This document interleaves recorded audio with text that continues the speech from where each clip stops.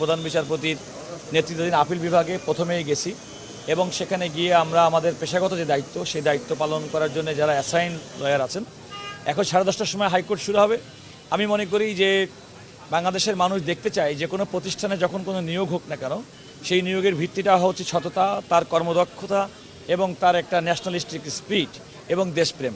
আমার মনে হয় এই নিয়োগের মাধ্যমে সরকার এবং রাষ্ট্রপতি সরকার নিয়োগ যে দিয়েছেন, নিশ্চয়ই সরকার এগুলো বিষয় বিবেচনা করেছেন, করেই তো নিয়োগটা হয়েছে বলে আমি মনে করি।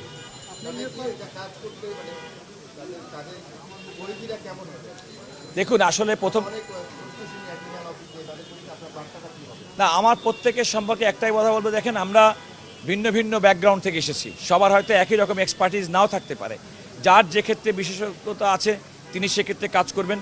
আমরা সবাইকে একটা দেশপ্রেমে উদ্বুদ্ধ হয়ে এই অ্যাটর্নি জেনারেলের সততার ভিত্তিতে, পেশাদারিত্বের ভিত্তিতে, রাষ্ট্রের পক্ষে রাষ্ট্রের স্বার্থ রক্ষা করার জন্যে আমাদেরকে যে নিযুক্ত করা হয়েছে আমরা সেটাই করে যাব। তবে এই কথা মনে রাখতে হবে যে অ্যাটর্নি জেনারেল অফিসের অ্যাটর্নি জেনারেল সহ প্রত্যেকটা কর্মকর্তার কাছে সরকার কিন্তু একমাত্র তার মানে আমার ক্লায়েন্ট না, এদেশের প্রত্যেকটা জনগণ আমাদের ক্লায়েন্ট। সুতরাং বাংলাদেশের সাধারণ মানুষ, জনগণ, তাদের কল্যাণে, তাদের ন্যায় বিচার প্রতিষ্ঠা করার জন্য যদি আমরা সবাই মিলে সম্মিলিতভাবে কাজ করতে পারি, সেটাই হয় আমাদের একমাত্র লক্ষ্য এবং উদ্দেশ্য। আমি প্রত্যাশা করি নবনিযুক্ত যারা হয়েছেন এবং যারা ইতিপূর্বে অফিসে ছিলেন আবার নতুন করে নিযুক্ত হয়েছেন, তাদের সবার অভিজ্ঞতা আর যারা আছেন তাদের পেশার অভিজ্ঞতা সব কিছু কাজে লাগিয়ে ইনশাল্লাহ জনগণের প্রত্যাশা পূরণের জন্যে রাষ্ট্রের স্বার্থে আমরা সবাই মিলে ঐক্যবদ্ধভাবে কাজ করতে সক্ষম হব।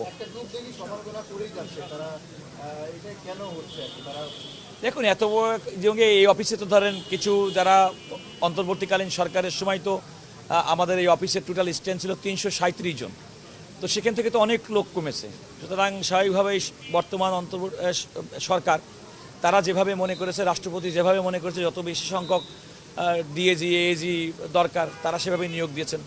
হয়তো আমাদের যারা অনেকে আমাদের কলিগ ছিল তারা হয়তো কোনো কারণে হয়তো এখন এইভাবে বিবেচিত হননি, আর সেই বিবেচনাটা যারা করেছেন, নিয়োগ দিয়েছেন, তারা বলতে পারবেন। আমি তো আমাদের যে আজকে যারা নিয়োগ পেয়েছেন আমিও তাদের মতোই আরেকজন নিয়োগপ্রাপ্ত ব্যক্তি।